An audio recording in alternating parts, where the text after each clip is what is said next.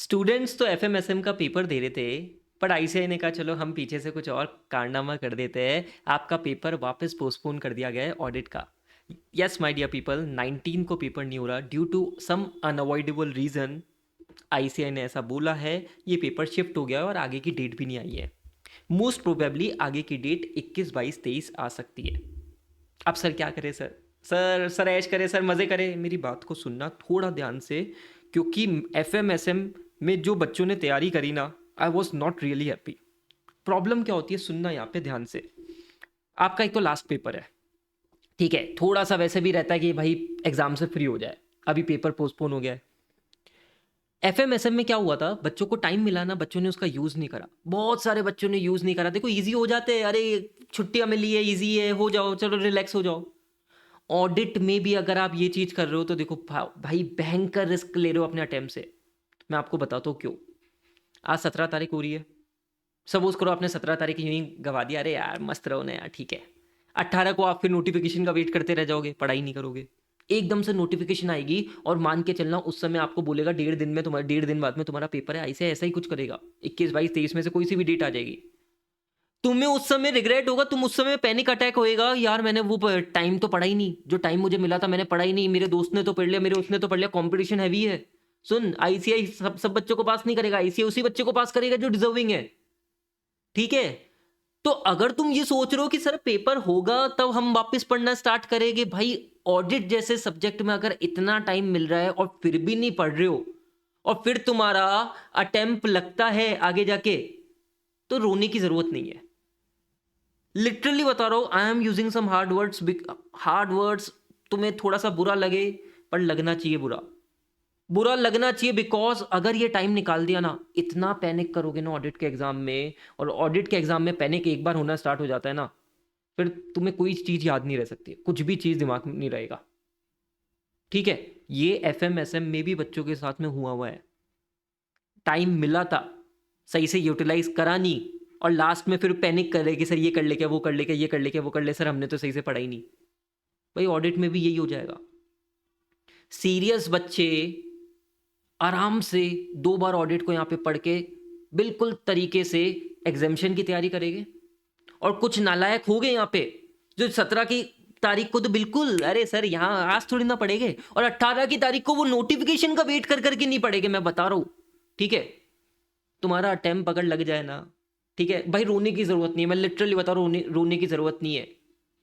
मैं सीरियसली बोल रहा हूँ, क्योंकि कंपटीशन बहुत अच्छा खासा है। जो बच्चे नहीं पढ़ रहे थे ना, मतलब जिनको ऑडिट में नहीं हुआ था प्रिपरेशन, उनके लिए तो गोल्डन अपॉर्चुनिटी कि इस तारीख को, इस ड्यूरेशन को इतना अच्छे से यूज कर ले कि भाई ऑडिट में निकल जाए। और मैं उन्हीं बच्चों से बात कर रहा हूँ आज, उन्हीं बच्चों से बात कर रहा हूँ जिनको, जो 17 तारीख को पढ़ाई करेंगे। तुम नहीं पढ़ाई करोगे, तुम्हारे लिए प्लान किसी काम का नहीं है यार, ठीक है। तुम एंजॉय करो अपनी लाइफ। पर मैं आज उन सीरियस बच्चों से बात कर रहा हूँ जिनको अपना अटेम्प्ट नहीं लगवाना, जिनको सीए फाइनलिस्ट बनना है, जिनको अपनी आर्टिकलशिप अच्छे से करनी है। ये जो 3-4 दिन है ना, ये can be the very game changer for you. तो मेरी बात को सुनो, अटेम्प्ट बहुत ज़्यादा रिस्क पे, मैं सीरियसली कह रहा हूँ। क्योंकि जब ये चीज़ें होती है ना, बच्चे का डिस्ट्रैक्शन होता ही होता है। और कुछ नालायक बच्चे बिल्कुल नहीं पढ़ेंगे, मेरे को पता है, ठीक है। उन बच्चों से मैं बात भी नहीं कर रहा। मेरे को उन्हीं बच्चों से बात करनी है जो बच्चे सीरियस है। आपको लग रहा होगा why I am using such harsh words, क्योंकि मेरे को पता है जो बच्चा अभी सीरियस नहीं हुआ ना, जो बच्चा पढ़ाई नहीं करी ना 17-18 तारीख को, वो ऑडिट के फ्लो में भी नहीं आएगा। इंस्टीट्यूट ऐसे एकदम से डेट निकालेंगे ना, इतना पैनिक आएगा तुम सोच भी नहीं सकते। आज तुम्हें क्या करना है सर, आज हमको है ना हैवी टॉपिक्स करने हैं। हैवी टॉपिक्स बोले तो sir, chapter number 4, chapter number 5, chapter number 7, chapter number 8, ठीक है। Chapter number 4, chapter number 5, chapter number 7, chapter number 8, मैं बोलता हूँ सर, इनको कम से कम 2 बार रिवाइज करो ना। अभी आपको टेंशन ही नहीं होनी चाहिए कि सर चैप्टर 4, चैप्टर 5 हम कैसे कवर करेंगे। आपको टाइम मिल गया है, आपको टाइम मिल गया है, तो इसको अच्छे से यूज़ कर लो, इसको अच्छे से यूज़ कर लो। कम से कम 2 टाइम्स रिवीजन करना है, ठीक है। मैं आज आपके लिए क्या कर रहा हूँ, 7 बजे इन्हीं चैप्टर्स की मैराथन में अपलोड कर रहा हूँ। और उस मैराथन से आपको सर ये चैप्टर्स याद हो जाएंगे। आप एक बार मेरे साथ में कर लोगे, एक बार खुद से कर लोगे, इन चैप्टर्स पे जितना कंफर्ट आएगा ना, आप मान के चलो एग्जामिनेशन के पास बिल्कुल पहुंच जाओगे आप। ठीक है सर, किसी को लगता है कि सर नहीं सर हमको सर डिफिकल्ट चैप्टर से स्टार्ट नहीं करना, मैं बोलता हूँ तुमको यही करना चाहिए आज, क्योंकि तुम्हारे पास में बड़ी अपॉर्चुनिटी हो गई इन चैप्टर्स को अच्छे से करना, कम से कम 2 बार करना। ठीक है, क्योंकि बहुत सारे बच्चों ने क्या करा होगा, एफएमएसएम में 1126 चैप्टर करे होगे, इजी इजी चैप्टर से स्टार्ट करा होगा ऑडिट का फ्लो बनाने के लिए।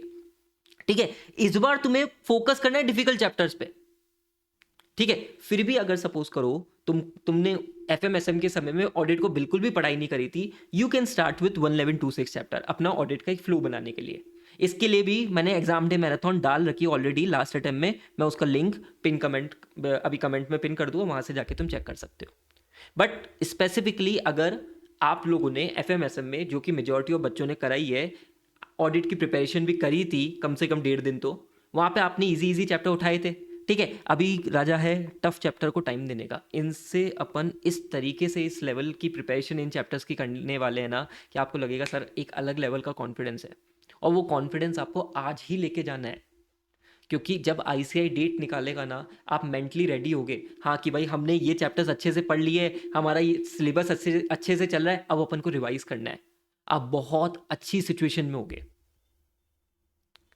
ठीक है, so please guys be serious, है ना। मैं लास्ट पेपर है इसलिए आपको इतना बोल रहा हूँ कि भाई अपन को इधर उधर नहीं करना है, क्योंकि इंस्टीट्यूट जब वो डेट निकालेगा ना, there will be a situation जहाँ पे पैनिक मोड आएगा, और जब आप पूछते रहोगे हर किसी से तेरा कितना हो गया, टीचर से पूछोगे सर मेरा ये नहीं हुआ, मेरा वो नहीं हुआ, रिग्रेट वाली सिचुएशंस होएगी, ऐसी सिचुएशन ना हो, इसलिए आज ही समझ जाओ।